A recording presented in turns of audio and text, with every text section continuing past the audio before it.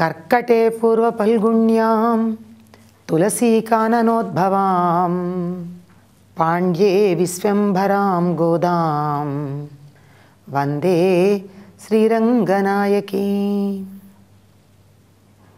Telugu one ప్రేక్షకులకు స్వాగతం.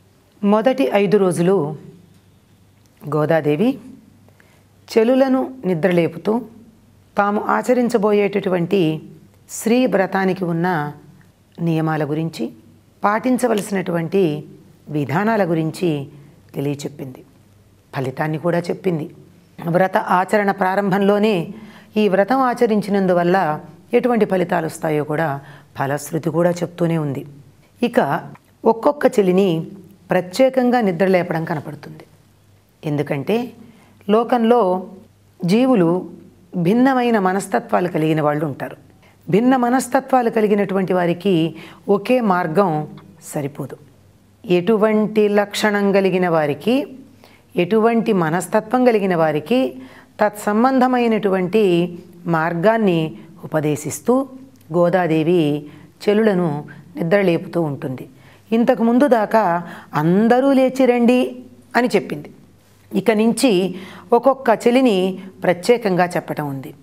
దీనికి చాలా విశిష్టమైనటువంటి పరమార్థాన్ని చెప్తారు విశిష్ట ద్వైత మత సంప్రదాయం తెలిసినవారు. ఏమి అంటే 10 మంది ఆళ్వారులను గోదాదేవి నిద్రలేపుతూ ఉన్నది. ఆళ్వారులను నిద్రలేపడం దేనికండి? వాళ్లే ముక్త స్థితి పొందినటువంటి వారు కదా. అంటే వారు భగవదనుభూతిని పొంది జీవాత్మ పరమాత్మలు ఐక్యం చెందినటువంటి స్థితిలో ఉండి బాహ్య స్ఫురణ లేకుండా ఉంటారు. అటువంటి వారిని మేల్కొల్పడం అన్నది దీంట్లో ఉండేటటువంటి విశేషం.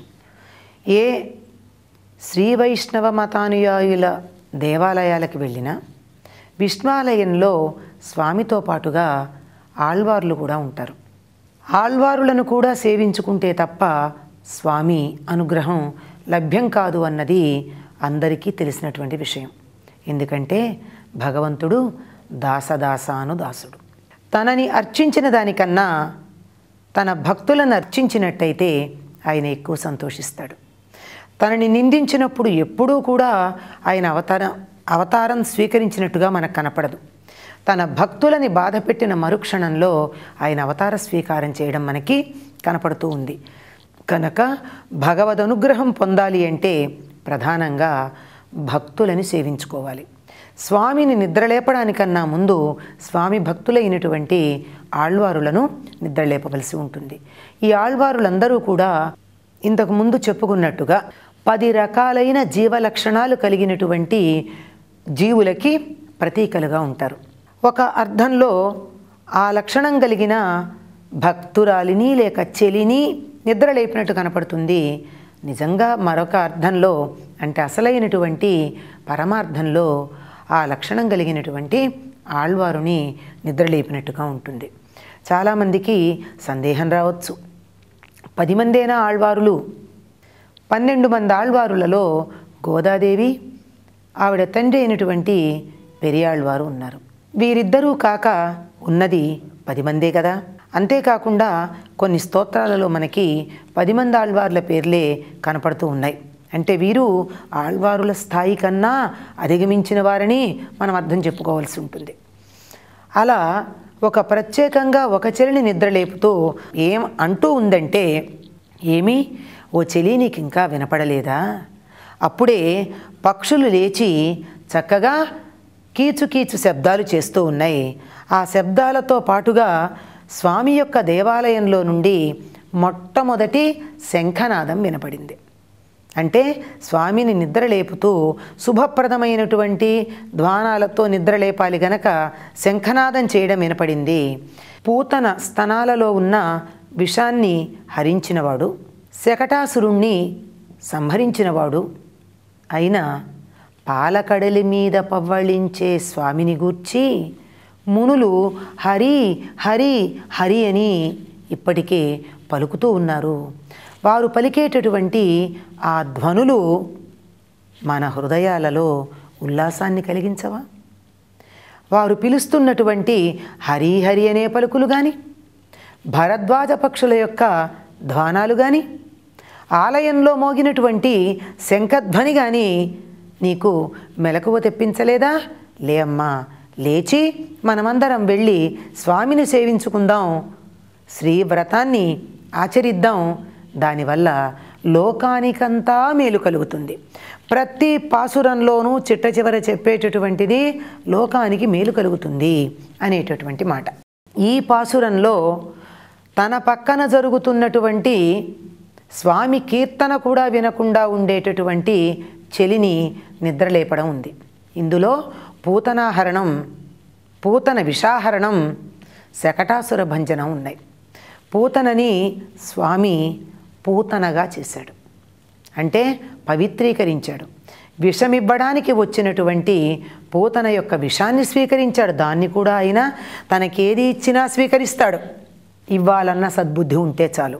విషమైనా స్వీకరించాడు, కానీ ఆవిడకి యశోదకిచ్చినటువంటి అద్భుతమైన ముక్తిని కూడా ప్రసాదించాడు.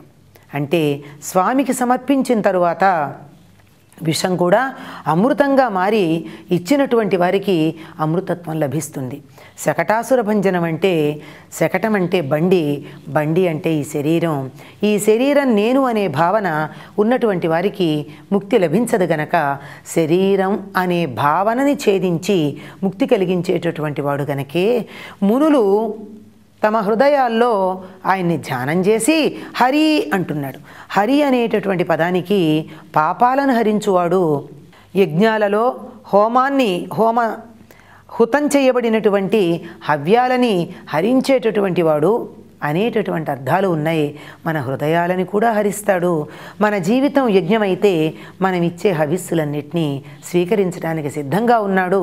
కనుక ఓ చెలి, నువ్వు నిద్రలేవలసినది, వినవలసినది అన్నది. అంటే ఇందులో శ్రవణం అనబడేటటువంటి భక్తి విధానం ఒకటి మనకి కనపడుతూ ఉంది. అంటే భక్తులు 5 అయినా, భక్తి మార్గాలు 5 అయినా, ఒక్కొక్క మార్గంలోనూ అనుష్ఠించవలసినటువంటి విధాలు 9 ఉన్నాయి. శ్రవణం, మననం, విష్ణు అర్చనం, పాదసేవనం మొదలైనవి. దాంట్లో శ్రవణం అన్నదాన్ని గురించి ఇక్కడ తెలియచెప్పి, విను, భగవంతుడికి సంబంధించిన సంకీర్తన నువ్వు చేయకపోయినా ఇతరులు చేస్తున్నారంది. ఎప్పుడూ కూడా భక్తి మార్గంలో వెళ్ళేటటువంటి వారికి ఒక్కరూ వెళ్ళిన దానికన్నా భక్తులైన వారు తోడున్నప్పుడు ఆ యాత్ర సక్రమంగా సాగుతుంది. కనుక అటువంటి అనుకూల పరిస్థితులు ఉన్నాయి అని చెప్తూ ఉన్నది గోదమ్మ తల్లి.